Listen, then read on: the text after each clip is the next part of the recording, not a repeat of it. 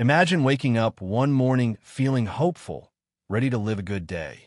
You have kind thoughts, you try to do your best, and yet, suddenly, something bad happens. Maybe it's an accident, a loss, or some unfair event. Why does this happen? Why do bad things seem to find good people, no matter how pure their hearts? Imagine a kind neighbor who helps everyone, but then faces serious troubles.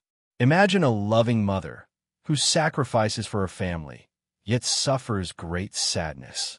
Why does life feel so unfair? Why does pain visit those who least deserve it?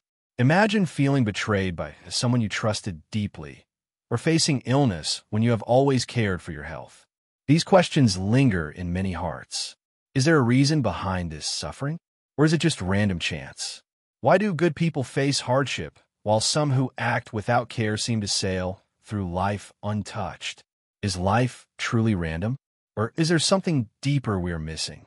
Take the story of an old farmer who always shared his harvest with neighbors in need. One year, a terrible storm destroyed his crops.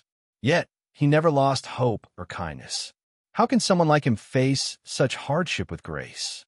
Welcome to Wisdom Woven.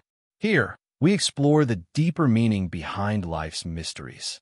Today, we start a journey to understand why bad things happen to good people through the lens of ancient wisdom. If you find this topic meaningful, don't forget to like this video, share it with your loved ones, and subscribe to our channel for more thoughtful stories and insights. Your voice matters. Please drop down your thoughts in the comments below. We want to hear from you and grow this community together.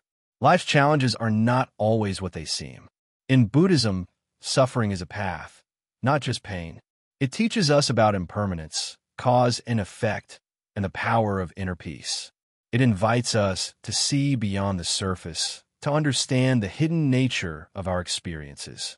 When bad things happen, it may not be punishment or fate. Sometimes, it is the result of past causes or lessons waiting to be learned. Our journey is about discovering how pain can transform us and open the door to compassion.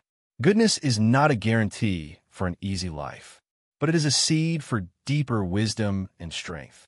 This series will help unfold these truths step by step, bringing comfort and clarity to anyone who wonders, why me? Stay with us on this path. Together, we will explore the answers that bring hope beyond suffering. The story of pain and kindness is not simple, but it is deeply meaningful. When a seed falls on the earth, it does not ask why it must be buried in the soil before it can grow. It simply rests, knowing that the time will come when it will sprout. So too, life moves through its cycles, with causes and effects that are quiet but sure. In the world, many people see suffering as unfair, as if life is cruel or random. But in truth, the universe follows a natural order, known as karma. Karma is not punishment or reward. It is simply cause and effect, like the seed and the tree, the action and its result. You might wonder, if karma is cause and effect, why does it seem so hidden? Why do good actions sometimes lead to suffering? Why does harm sometimes come without warning? This is because karma is complex and unfolds over time, sometimes across many moments, even lifetimes. Think of a great river. You see the water flowing now, but you cannot see all the streams and rains far away that feed it. Our actions, too, are like those hidden streams. The kindness you show, or the harm you avoid, sends ripples far beyond what you see. When a good person experiences hardship, it does not mean they have done wrong. It may mean that they are reaping the results of past causes from long ago. These may be actions from this life or from before. Karma is not a simple ledger book where everything is settled instantly. It is a living, breathing process. What matters is not to blame ourselves or others for these experiences. Rather, the wisdom is in understanding the nature of karma. It teaches us to be mindful of our actions in this moment, for they plant the seeds of the future. Imagine a person who speaks harsh words in anger. The pain those words cause may return in time, through others or even in their own heart. But if that same person practices patience and kindness now, they water new seeds, seeds of peace and joy that will bloom in time. This law invites us to live with awareness. Each thought, each choice, carries weight beyond the present moment. Even small kindness can grow into vast beauty, while a careless word can cause suffering unseen. Yet, the law of karma is not fatalistic.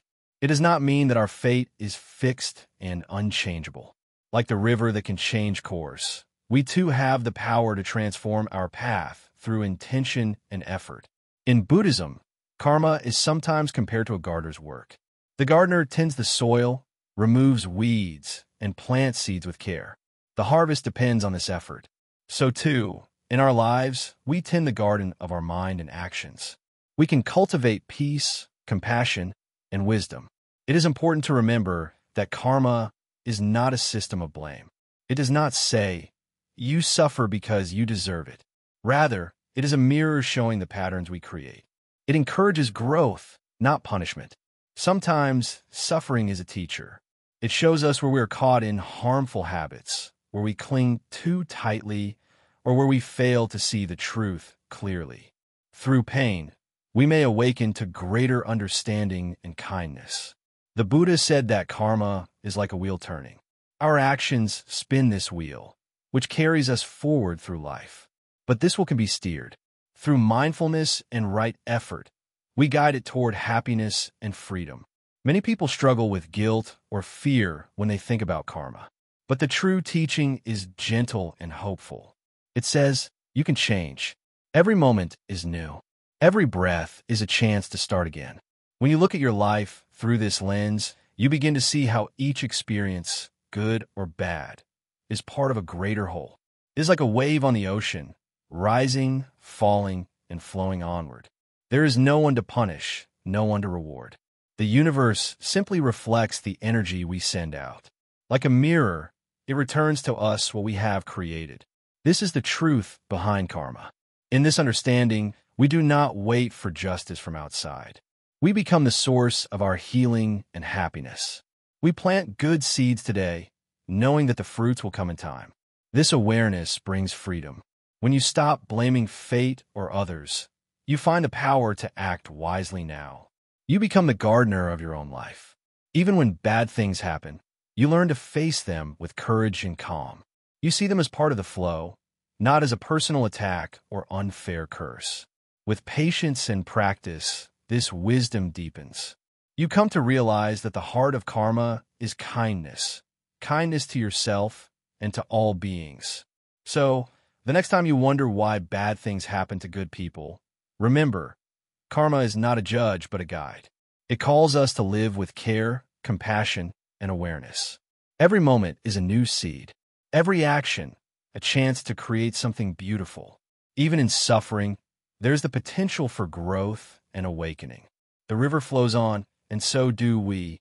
Let's learn to flow with it, gently, wisely, and with an open heart. Unseen seeds. How past lives shape present pain. In the quiet of the morning, when the world is still and the mind is clear, let us sit together and reflect on a truth that often escapes the eye. The troubles you face now, the suffering that seems to visit without reason, may not be strangers but old friends, seeds planted long ago, hidden beneath the soil of your present life. Think about a tree.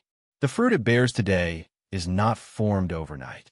It grows from a seed planted in the past, nurtured by many seasons of sun and rain, of hardship and growth. So it is with the life you live. The events and challenges you experience are the fruits of countless actions, carried through time, sometimes across many lives. Many people ask, why me? Why now? Why must I suffer when I have done no wrong? These questions touch the surface but do not reach the roots. In Buddhism, there is the teaching of karma, meaning action. Karma is like a river flowing through your existence. Every choice, every intention, every action you make is a drop of water that joins this river. The river flows forward, shaping the land it passes through, carving valleys and nourishing fields. But this river does not end with this life alone. It carries over from one existence to another. Just as the river shapes the land over centuries, your actions from past lives shape your present conditions. Sometimes, a seed from the past ripens as hardship in the now. This is not a curse nor punishment. It is the natural unfolding of cause and effect. Imagine a farmer who plants seeds carefully. Some seeds grow strong and bear sweet fruit quickly. Others take longer. Some may lie dormant beneath the earth, waiting for the right season to sprout. The hardships you face may be the ripening of seeds planted long ago, in times and places you cannot recall. Yet, they are part of your growth. Do not see your suffering as meaningless. It is a messenger, a signpost pointing toward understanding. If you suffer, it is because your life is a complex weave of many threads. Some threads you spun yourself long ago, some given by others, some unknown even to you. When we grasp this, we begin to see the fairness of life not as a simple balance sheet, but as a deep, mysterious law.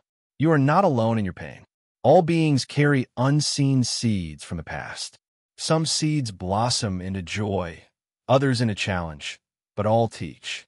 Let us consider the story of a man who was born into poverty. He lived a life full of hardship and misfortune. Yet, he was always kind and generous to others. Many wondered why he suffered so much despite his goodness.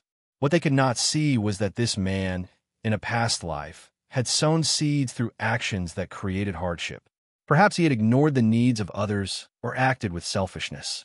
The present suffering was the ripening of those seeds. Yet, this was not his punishment. It was an opportunity, a chance to tend his garden carefully, to plant new seeds with compassion, patience, and wisdom. Each kind act now was watering the soil for a future harvest of peace and happiness. This understanding brings freedom.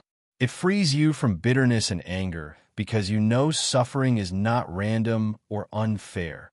It is a natural process. You become the gardener of your life, responsible not only for today, but for the seeds you plant for tomorrow.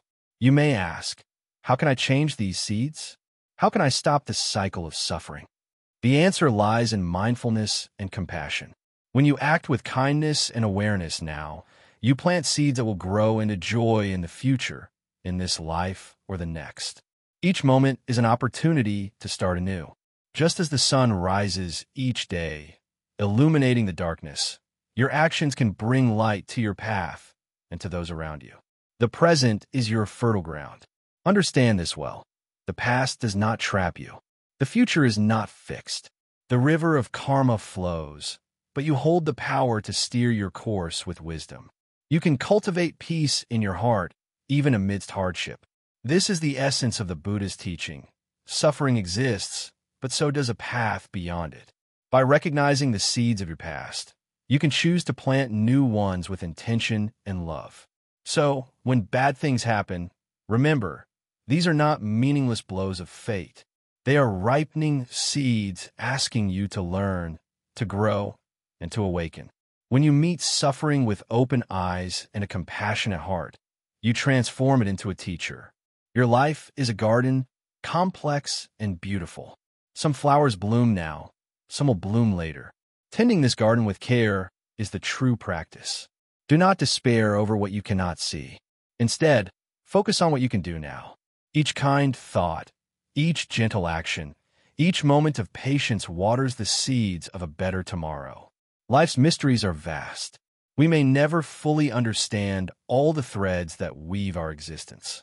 But through patience, compassion, and mindfulness, we can walk the path with grace. This is the way of the Zen mind, accepting what is, seeing beyond appearances, and cultivating peace within. Your past is not a burden, but a guide. Your present moment is a gift. Your future is a field of endless possibility. Sit with this truth quietly. Let it settle in your heart like morning dew on a lotus petal. Let it bring calm to your spirit. And in this calm, find the courage to plant seeds of kindness, so the fruits of your life may be sweet and nourishing, not only for you, but for all beings.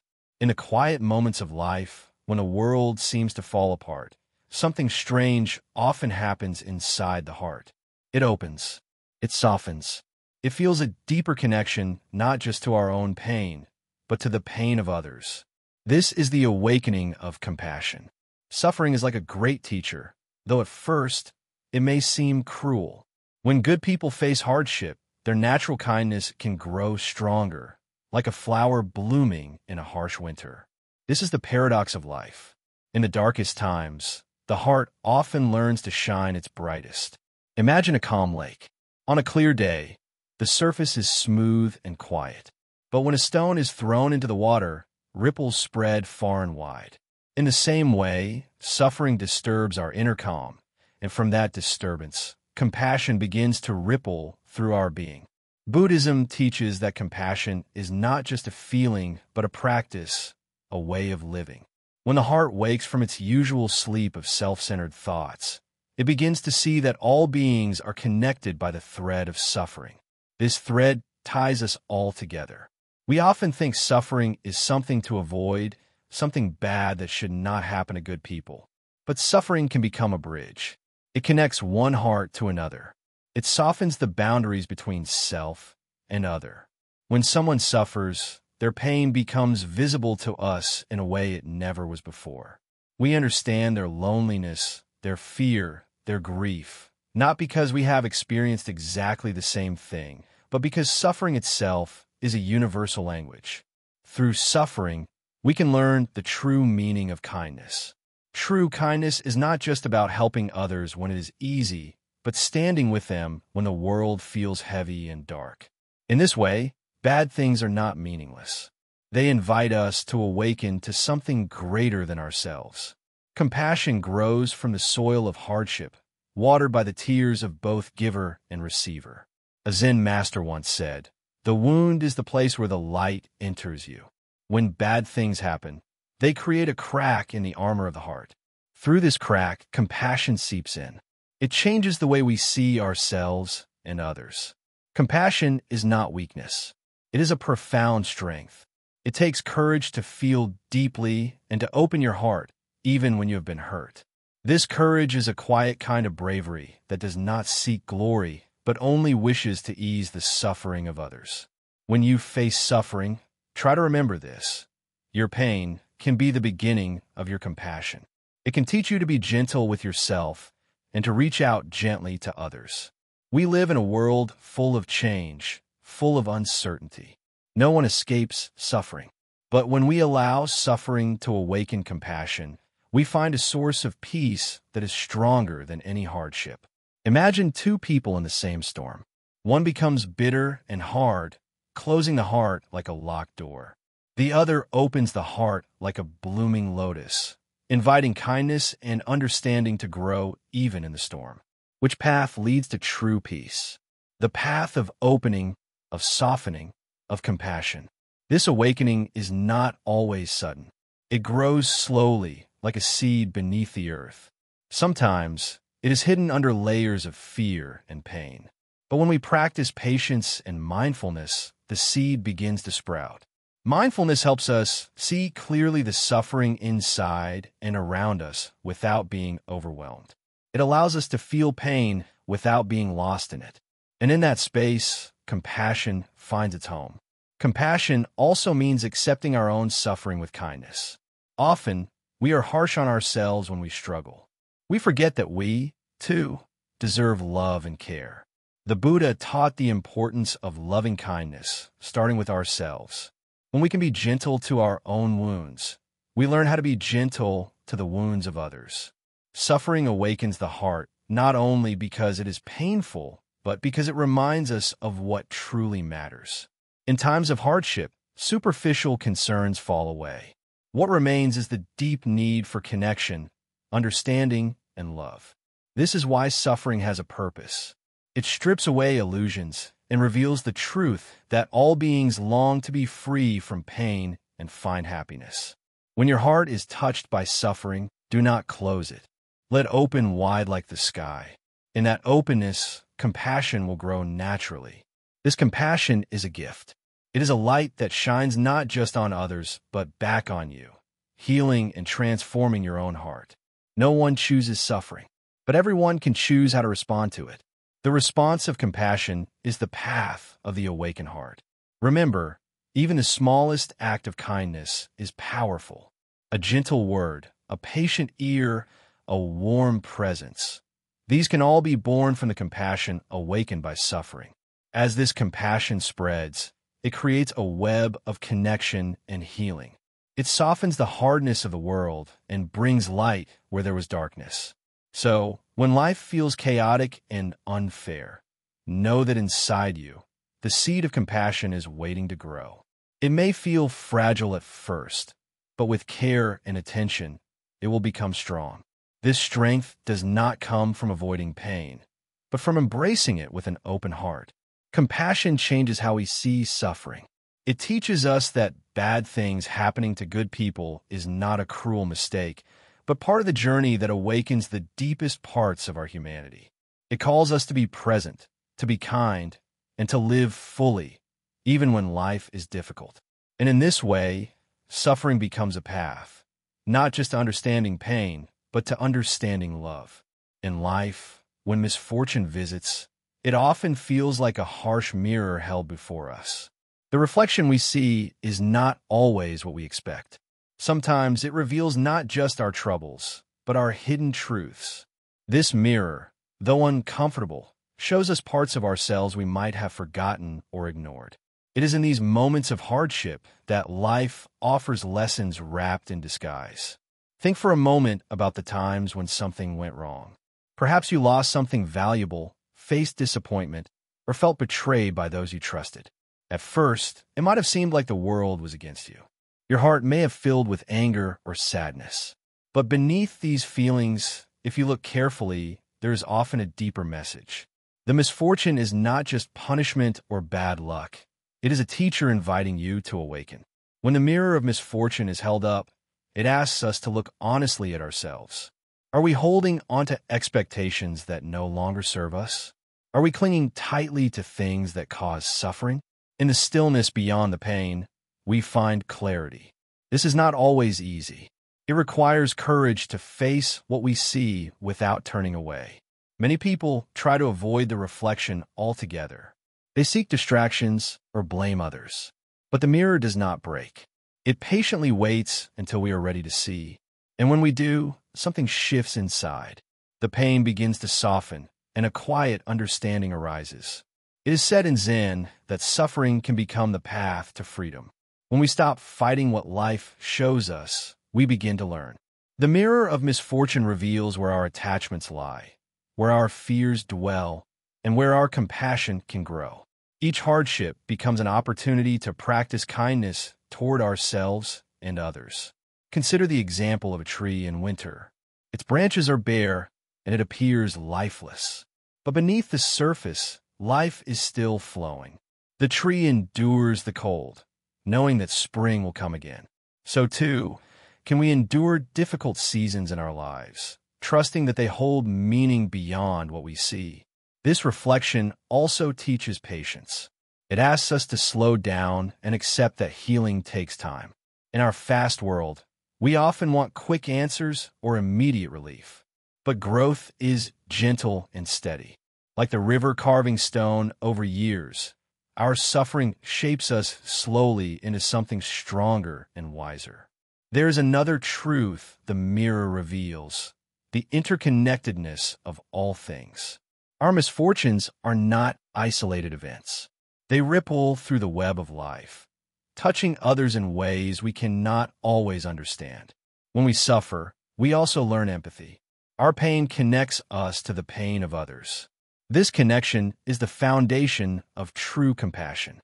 In Buddhism, it is said that life is like a flowing river, ever-changing, never static. Misfortune is part of this flow. It comes and goes, teaching us to hold loosely to joy and sorrow alike. By embracing this natural rhythm, we find peace. We learn not to resist what is, but to move with it gracefully.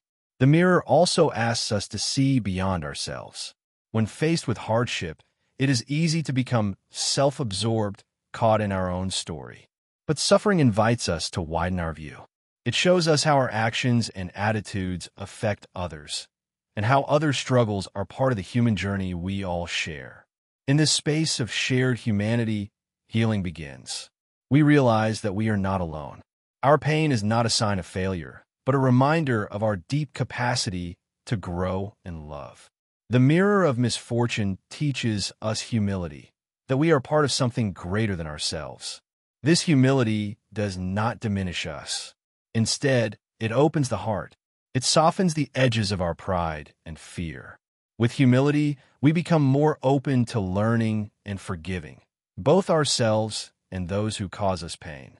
Forgiveness is not forgetting or condoning harm, but releasing the heavy burden that keeps us trapped in suffering. The lessons reflected in the mirror also invite gratitude. It may seem strange to feel grateful in hardship, yet gratitude is the light that illuminates the darkest moments. When we find small sparks of kindness, moments of clarity, or simple breaths of peace within pain, we begin to heal.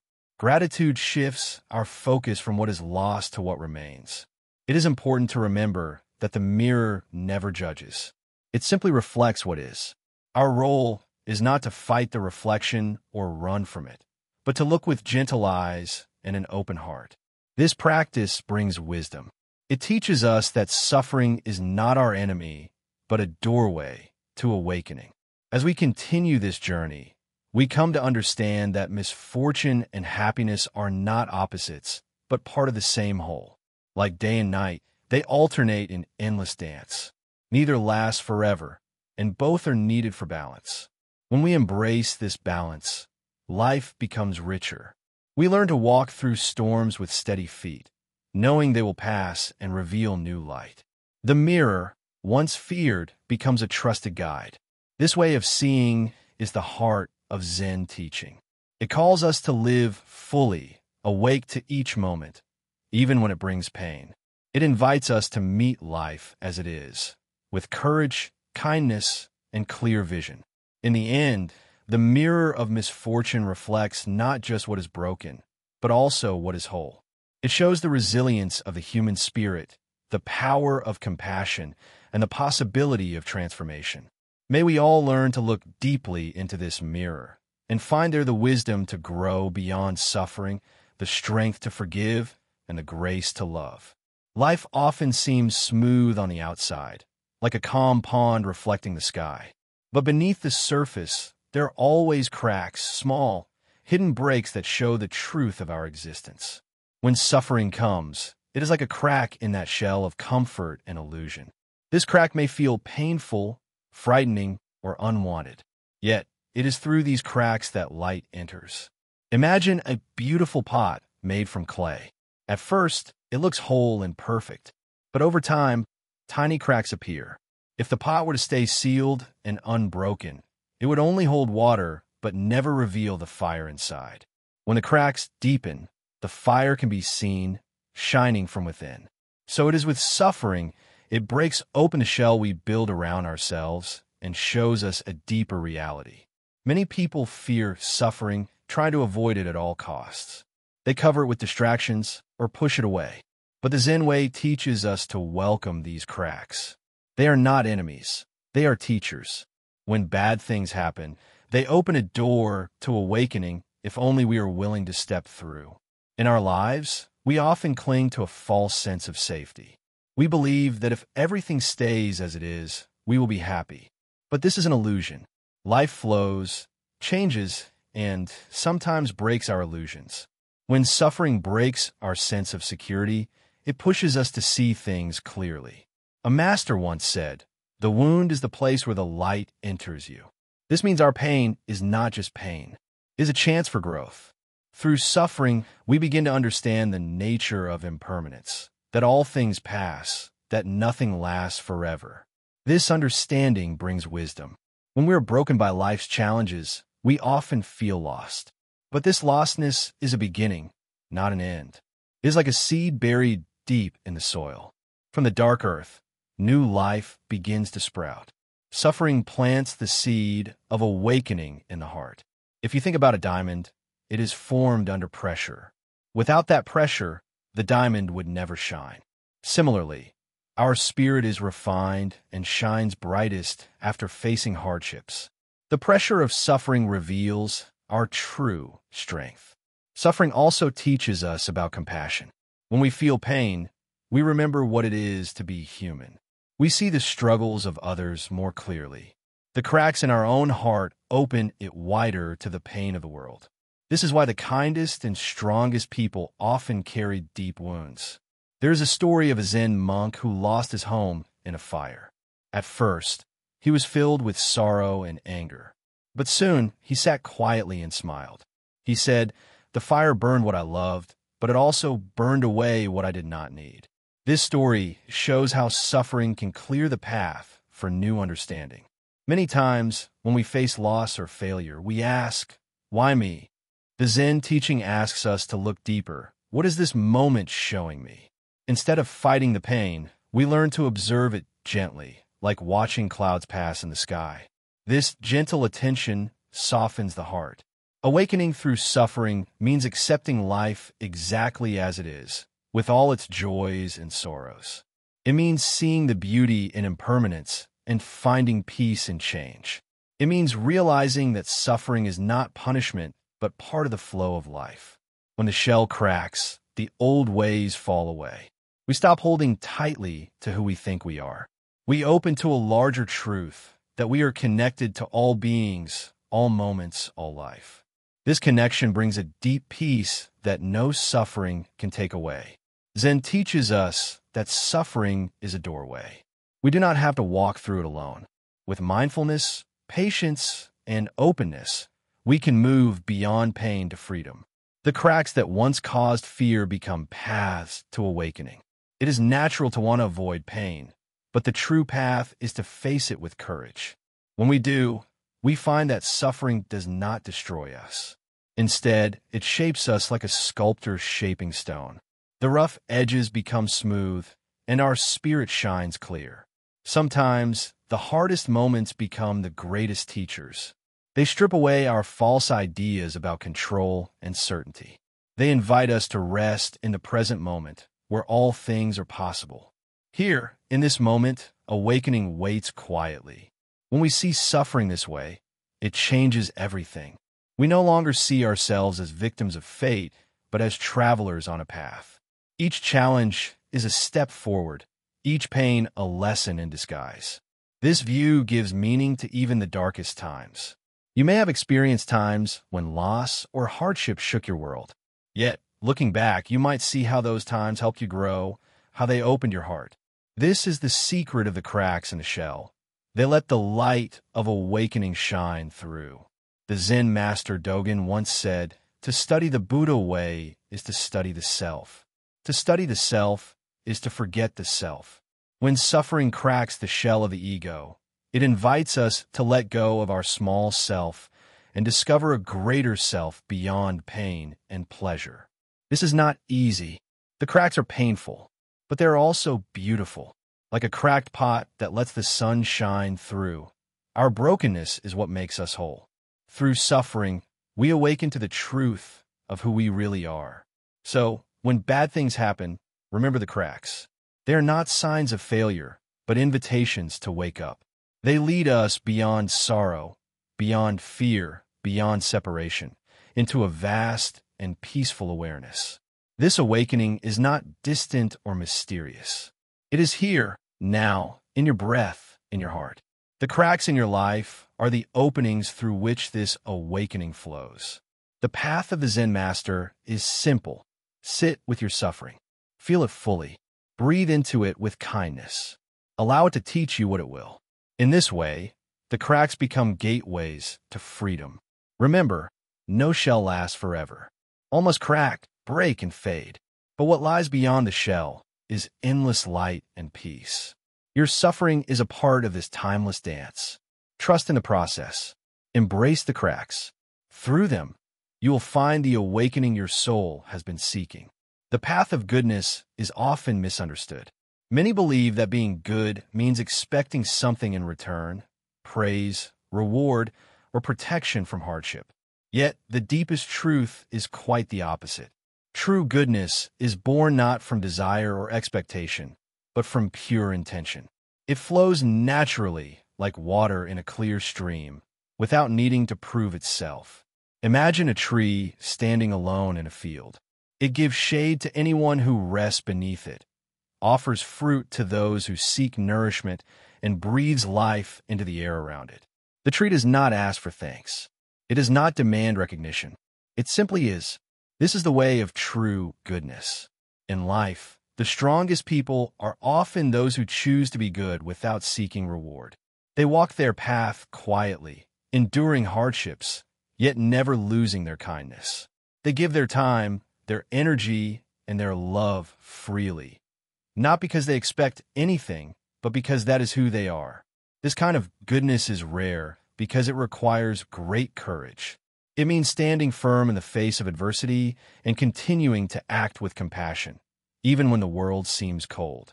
It is easy to be kind when life is easy, but it is much harder when pain visits unexpectedly, when unfairness touches the heart, or when the world seems to punish those who mean well. The Buddha once said, "A jug fills drop by drop." Small acts of kindness, done without expectation, build a deep reservoir of virtue within the heart. This virtue does not guarantee a life free of suffering. Instead, it strengthens the spirit, making it resilient and peaceful. It teaches that goodness is not a tool for gain, but a path for freedom.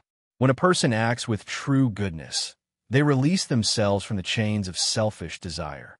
They do not measure their worth by the rewards they receive or the recognition they earn. Instead, their happiness grows from within, rooted in the simple joy of helping others. There's a story of a monk who lived many years ago. He traveled from village to village, helping those in need. One day, he was insulted by a local man who resented his presence. The monk did not respond with anger or defense. Instead, he bowed and said, "Thank you for showing me a new way to practice patience."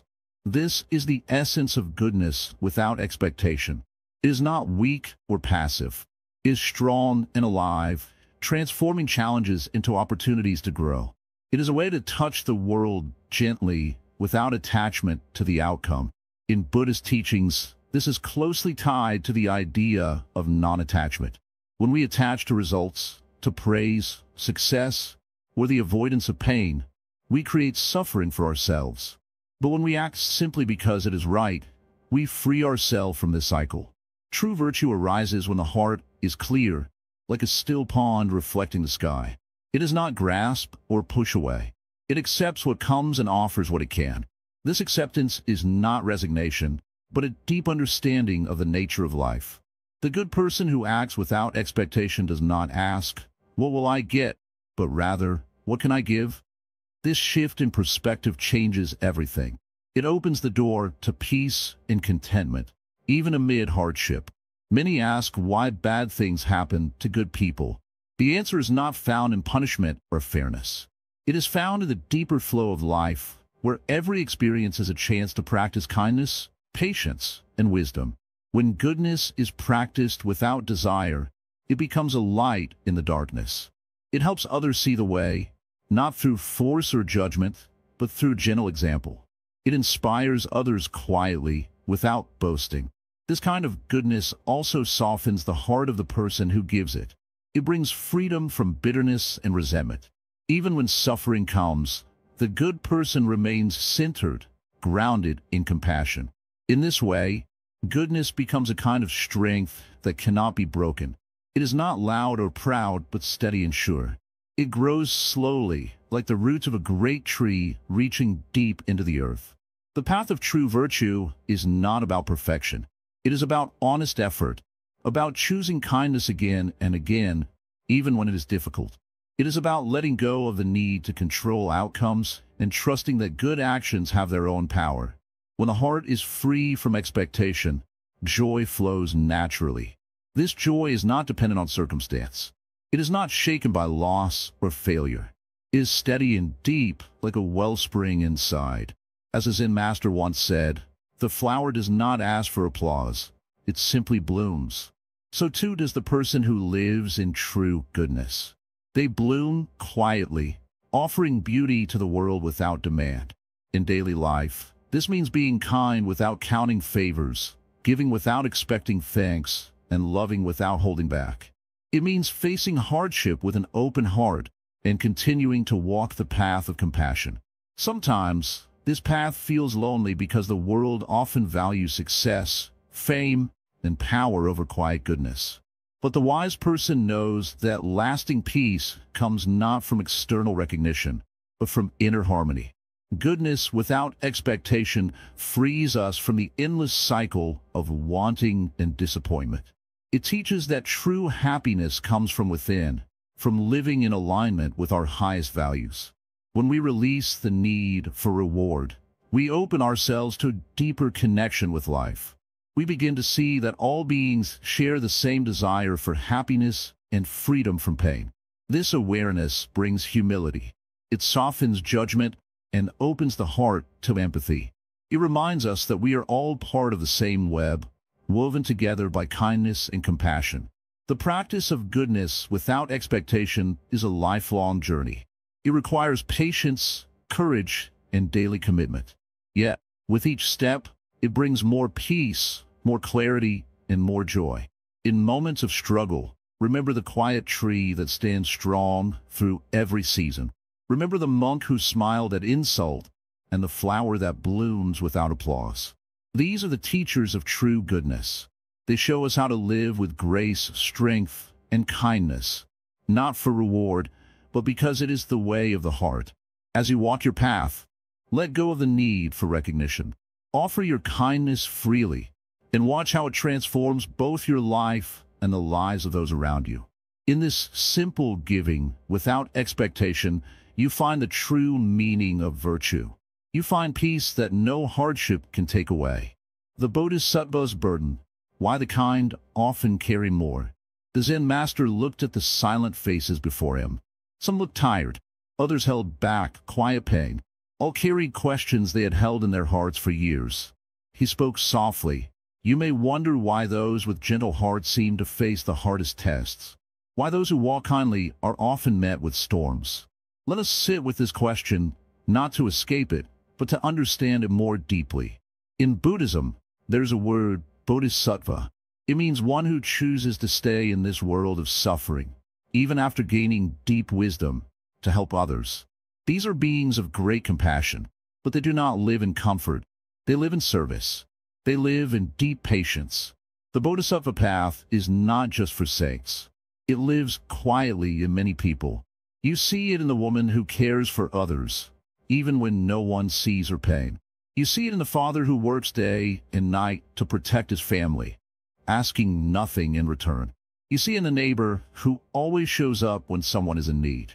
These people carry a quiet burden, the burden of kindness. The Zen master paused and let the silence fill the room before he continued. He said, to carry the weight of others' sorrow, you must have a strong heart. And sometimes that heart breaks, not because it is weak, but because it holds so much. Good people often absorb pain around them. They do not pass it on. They do not seek revenge. They do not complain loudly. Instead, they feel it and quietly transform it. This is the invisible labor of the compassionate. They carry more, not because they deserve more suffering, but because they have chosen, in some deep part of themselves, to help carry the world. But why do they suffer more? It is not punishment, and it is not unfairness. It is a sign of spiritual maturity. The universe often trusts the kind with deeper trials, because their hearts are strong enough to hold them. This is not a call to become a martyr. Buddhism never tells you to forget your own needs, but it shows that those who walk the path of love and understanding will sometimes walk alone, and sometimes walk uphill. The Zen master said, a bodhisattva is like a candle. It gives light to others while melting silently, but its flame touches lives. Its warmth brings comfort, and in doing so, it lives fully, even in its quiet fading. He continued, you may ask, if I do good and still suffer, then why do good at all? That is a fair question, one that arises from deep weariness. But here's the answer. Goodness is not a bargain. It is not something we trade for safety. It is a choice. It is the nature of awakened beings to serve, even when it costs them, like a tree that gives shade to those who throw stones at it. That is not weakness. That is strength beyond measure. Some may call that foolish, but in the eyes of the awakened, it is wisdom, because such giving purifies the heart, and a pure heart is not shaken by the winds of the world. The Zen master then said, "When you suffer as a kind person, do not think life has betrayed you. Think instead, perhaps you're being shaped into someone even stronger, even softer, even more awake. Many do not see what you carry, but the Dharma sees, the path sees. Every silent act of patience, every moment you choose compassion instead of anger, these are not lost. They are seen by life itself. When you cry alone at night because you gave everything and still feel empty, remember, the Bodhisattva feels this too. You are not alone. You are walking a path walked by the great ones before you. But do not forget to rest. Do not forget to breathe. Even a Bodhisattva must pause and return to stillness. And if no one thanks you, let the silence thank you. If no one sees you, let the moonlight see you. If no one understands, know this, there are others on the path just like you. You are part of a quiet army of souls who serve without recognition. One day, even the heaviest burden becomes light. Because the heart expands, the soul grows, and what once felt unbearable becomes the very thing that lifts others. The Zen master bowed his head gently and said, "You are not weak for feeling pain. You are not foolish for choosing kindness.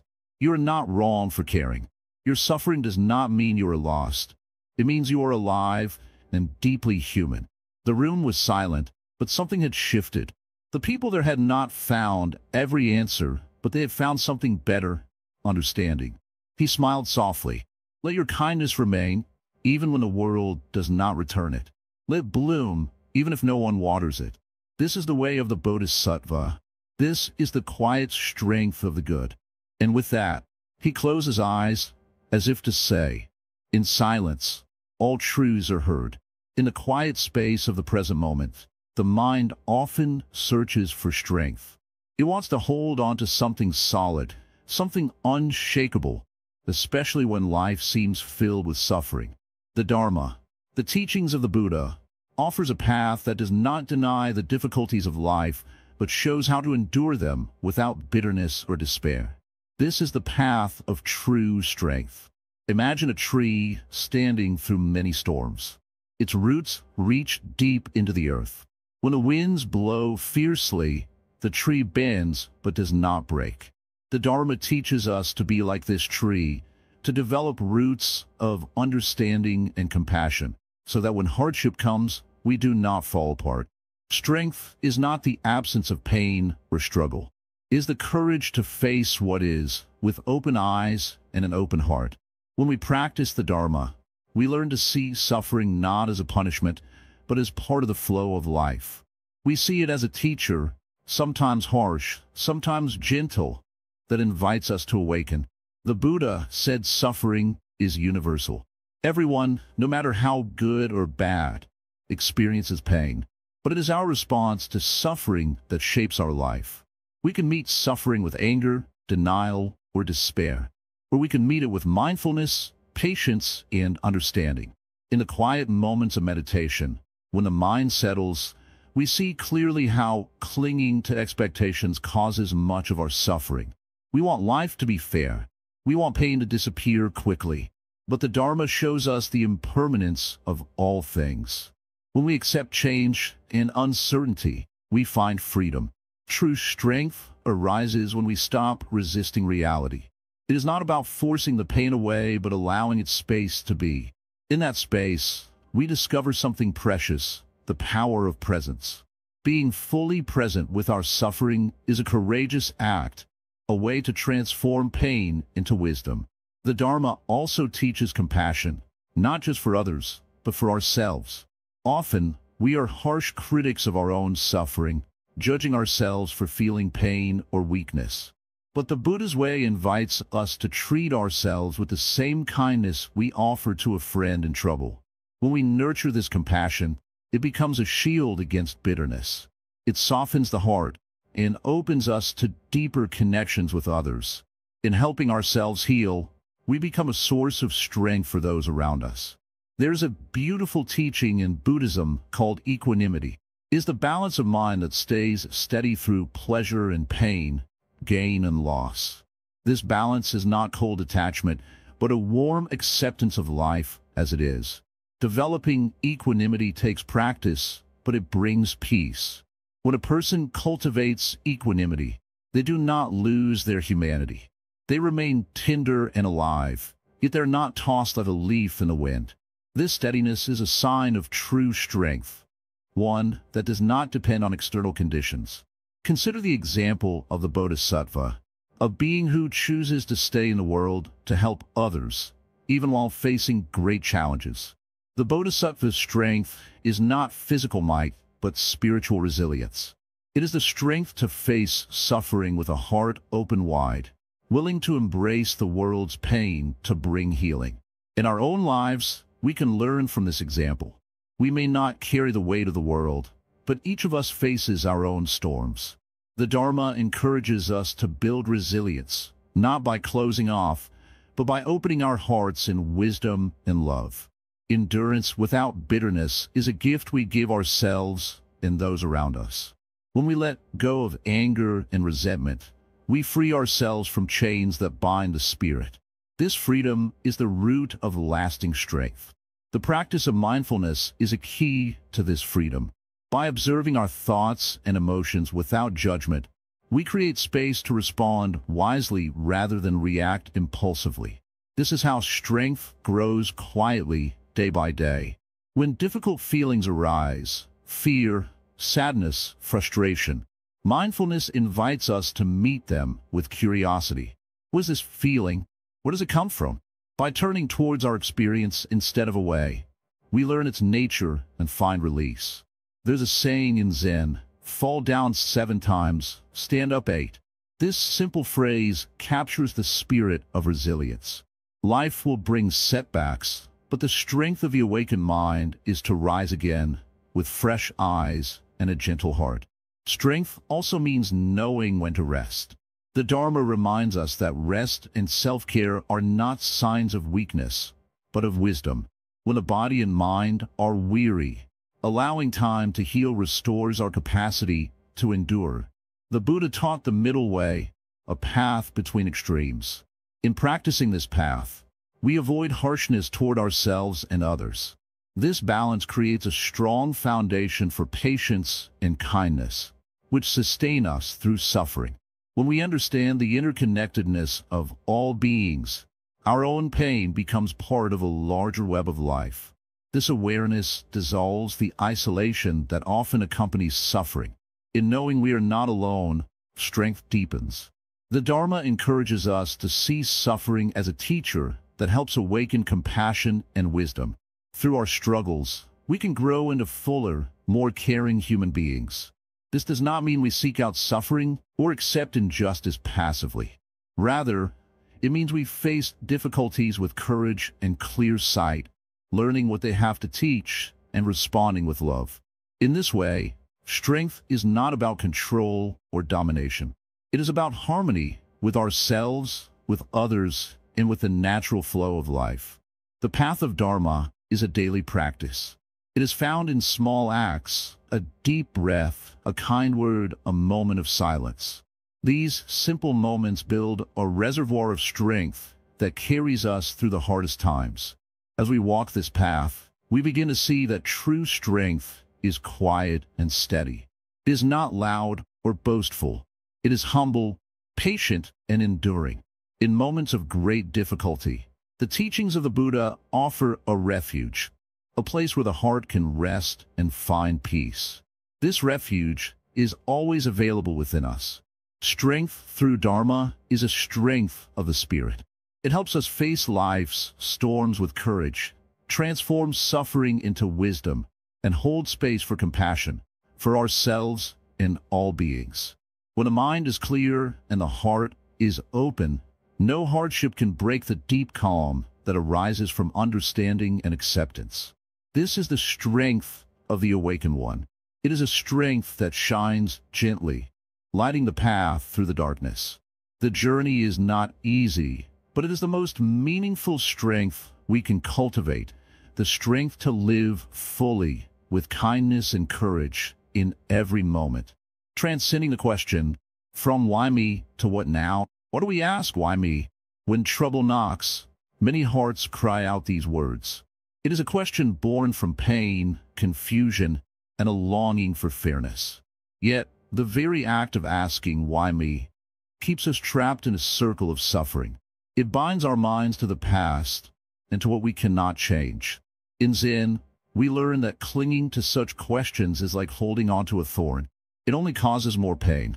Instead, we are invited to turn our gaze forward, to ask a new question: what now? When hardship comes, what now? Opens a door to wisdom and action. Imagine standing at a river's edge, watching the water flow. You cannot stop the river, nor undo its path. You can only choose how to step into it, how to move with the current. This is the heart of what now. Pain and suffering are not punishments or curses. They are moments in life that ask us to wake up, to see more clearly, and to live more deeply. When the mind asks, why me, it looks backward, searching for blame or reason. But when it asks, what now, it turns toward the present, ready to respond with courage. In the story of the Buddha, many who suffered found peace not by questioning their fate endlessly, but by embracing the moment fully. The Buddha himself faced great trials and pain, yet he chose to look deeply into the nature of suffering, not to curse it but to understand it. Why me is a question of the ego seeking to protect itself. It wants a simple answer, a reason to explain unfairness. But life is not always simple. It is vast and mysterious, filled with cause and effect beyond our sight. When we release the need for explanation, we begin to touch the freedom beyond suffering. What now asks us to be present, to be mindful. It invites us to face pain with gentle attention, without running away or fighting. When we do this, we find a stillness inside, a space where suffering does not overwhelm us. This does not mean we deny pain or pretend it is easy. It means we recognize suffering as part of the human journey. We accept that sometimes life is hard, and in that acceptance we find peace. This peace is not weakness. It is the strength of the awakened heart. To live with what now means to act with wisdom. It calls us to kindness toward ourselves and others. When we stop asking, why me, we stop blaming and begin healing. We open to new possibilities, new paths of growth. Think of a tree that loses its leaves in autumn. It does not ask why this must happen. It simply lets go. In the winter silence, the tree rests and gathers strength to bloom again. So too, must we learn to let go of questions that trap us. The mind that clings to why me is like a bird caught in a cage of its own making. To open the cage, we must gently loosen the bars of our doubt and anger. Then, we find freedom in the present moment in what now. This shifting question changes everything. It turns suffering into a teacher, pain into a doorway. It leads us away from despair and toward hope. When we ask, what now, we become the authors of our own healing. In this space, we can find meaning not by seeking answers outside, but by cultivating peace within. We learn that life's hardest moments can be the soil in which our deepest growth begins. When you feel lost and suffering, try to quiet the mind that asks, why me? And instead breathe into what now. Let this question be a lantern lighting your path through darkness. Every step taken with this question is a step toward awakening. It is a practice of presence, patience, and compassion. The question, what now, helps us build resilience that does not break in the storm. As we move beyond why me, we discover that life is not about fairness or reward. It is about learning to live fully, even with pain. It is about becoming stronger, kinder, and more awake. In the silence after the storm, what now guides us to rebuild, to forgive, to love. It asks us to be gentle with ourselves and to open our hearts wider. So, when hardship comes, remember the power of this simple shift. Let go of why me and step into what now. Here lies the beginning of peace, strength, and true freedom. Look closely, dear friend. The wound you carry is not a mark of failure. It is a gift wrapped in the quiet folds of life's mysterious way. Often, we see pain as the enemy, something to fight or run from. But in truth, suffering is the teacher who sits silently by your side, waiting to guide you to something greater. When bad things happen to good people, the heart naturally asks, "Why me?" This is the human question, born from the wish to understand fairness in a world that feels so unfair. But wisdom invites us to look beyond the question, beyond the need for answers, and to simply be present with what is. The good person, the kind soul, the one who carries compassion in their heart. These are not shielded from sorrow. In fact, they often feel the weight of life's hardships more deeply. This is not a curse, but a reflection of their openness, their readiness to connect with the world as it truly is. Their pain is a window into the vastness of existence. In Buddhist thought, every experience, even the most painful, is a step on the path. Each hardship carries a lesson, a chance to awaken. When suffering touches you, it calls forth the strength buried beneath fear and grief. It invites you to meet yourself fully, to recognize your own resilience and light. The wound becomes a mirror. It shows you your true nature, not as a victim, but as a living being capable of kindness, courage, and healing. From this place of acceptance, the hardest moments begin to soften. The sharp edges of hurt dull, replaced by quiet understanding. You might ask, how can pain be a gift? Imagine a seed buried deep in the dark earth. Without darkness, without pressure and struggle, the seed cannot grow. The bad times in your life are like this earth, silent, unseen forces shaping your inner strength and wisdom. The strongest people are often those who have faced the deepest shadows and chosen to keep walking. They do not turn away from pain, but carry it gently, letting it transform them. This is the path of the Bodhisattva, the awakened heart that embraces suffering not to be consumed by it, but to transcend it. This transformation is not sudden or easy. It is slow and steady, like the dawn breaking softly after the darkest night. You learn to see beyond the surface, to understand that every moment, good or bad, is part of a larger unfolding. Life moves in cycles, and what feels like an ending is often the start of something new. The good you carry within cannot be taken away by hardship. It may feel hidden or diminished at times, but it remains your true nature. Like a flame sheltered from the wind, it can flicker but never truly go out. Nourish it with kindness to yourself and others, and it will grow brighter. Remember, too, that suffering connects us all. It is a universal thread weaving through every life. When you open your heart to your own pain, you also open to the pain of others. This connection is the source of compassion, the energy that heals wounds and brings peace. Do not lose yourself in bitterness or blame. These emotions, while natural, only bind you tighter to suffering. Instead, breathe deeply and let go of what you cannot change. Acceptance is not giving up. It is the strength to meet life as it is, without illusions.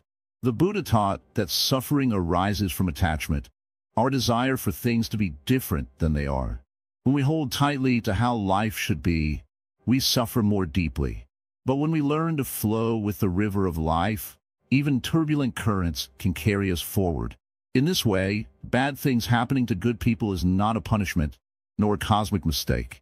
It is part of the dance of existence, teaching us humility, patience, and love. Your suffering is not meaningless. It is the soil from which compassion grows. Look back on your journey. See how the hardest moments shaped you, how they opened new doors within your heart. Each scar tells a story of survival and growth. You are not broken. You are becoming whole. As you walk forward, carry these truths with you.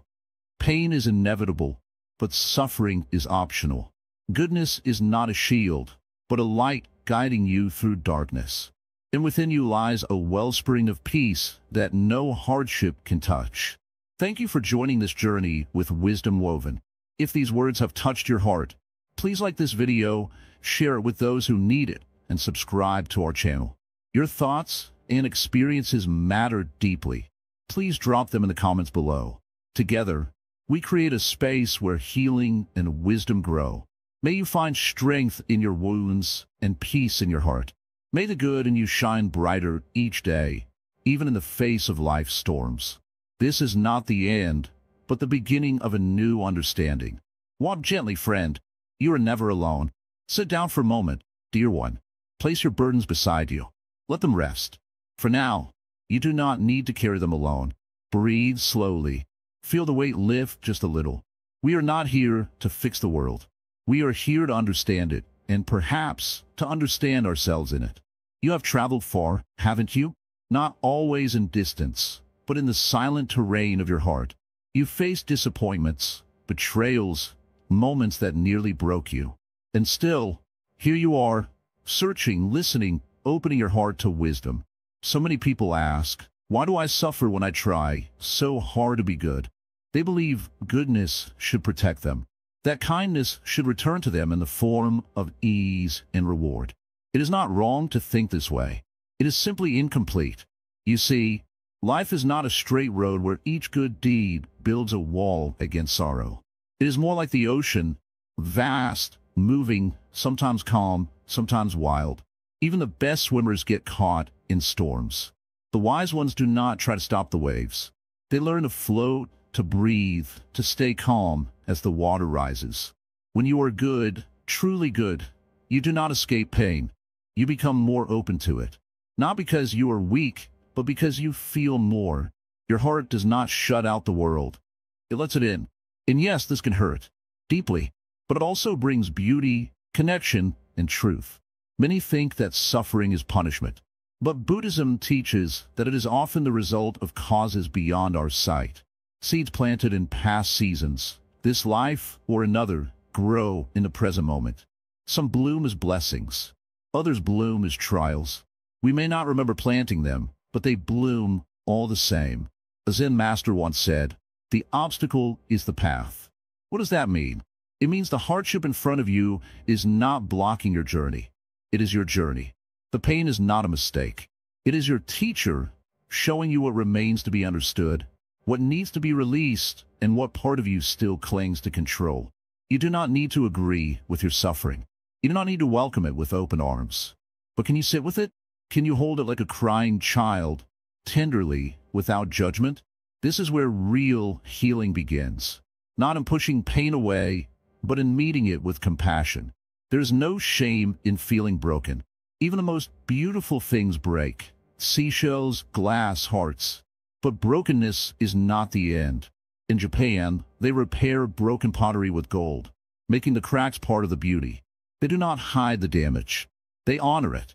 So too, your wounds can become sacred lines of gold. Not to be forgotten, but to remind you of your strength, your endurance, your softness that remained despite the storm. You are not less because of what you suffered. You are more. Let me tell you a story. A woman once came to the Buddha, carrying her dead child in her arms. She begged him to bring the boy back to life. The Buddha did not say no. He told her, "Bring me a mustard seed from a house that has never known sorrow, and I will heal your son." The woman went door to door, searching, but every home had known sorrow, loss, sickness, heartbreak. She returned with no mustard seed, but with new understanding. She saw that pain touches every life. Her suffering was deep, but it was not separate from the suffering of others. This is the hidden gift of sorrow. It connects us. When you are hurting, you are not alone. Somewhere, someone is weeping as you weep. And if you can reach out, even in your pain, you will feel the warmth of shared humanity. Do not ask, "Why was I chosen for this?" Ask instead, "What can I learn from this?" Or "Who can I help now that I understand this kind of pain?" You see, your suffering can be the doorway to someone else's healing. You may never know why some events happened. You may never see justice or closure in the form you hoped. But you can still find peace, not in answers, but in presence. Not in revenge, but in release. Letting go is not forgetting. It is remembering without burning. It is choosing freedom over resentment, softness over armor. The Zen path is not about becoming untouchable. It is about becoming fully touched, fully alive, even in sadness. When the wind blows hard, the tree does not argue. It bends. When the river hits a stone, it does not stop. It flows around. Life asks us to do the same, to bend without breaking, to move with pain instead of against it. You may feel tired. That is okay. Rest. You may feel lost. That too is okay. In Zen, getting lost is sometimes how we find what matters. The way is not always clear, but it is always under your feet. Breathe. Be still. Listen to your heart beating. Feel the ground supporting you. Right now, in this breath, there is no enemy, no past, no future, just this moment. And in this moment, you are safe. The good person does not suffer because they are wrong. Often, they suffer because their heart is so open that the world enters fully. This is a painful blessing, but a blessing still. You have done well. You're doing well, even if no one sees it, even if it doesn't feel like enough. You are walking the path with courage. Each tear you've cried has softened the soil for something beautiful to grow. Keep walking. Keep opening. Keep trusting that the light within you is stronger than the shadows around you. You are not your suffering. You are the one who watches it, who holds it, who learns from it. In time, pain passes. What remains is the wisdom it leaves behind, the gentle strength, the quiet compassion, the deep calm that comes not from having an easy life, but from facing a hard one with love. You are the seed and the blossom, the wound and the healing, the question and the quiet answer. You are the path.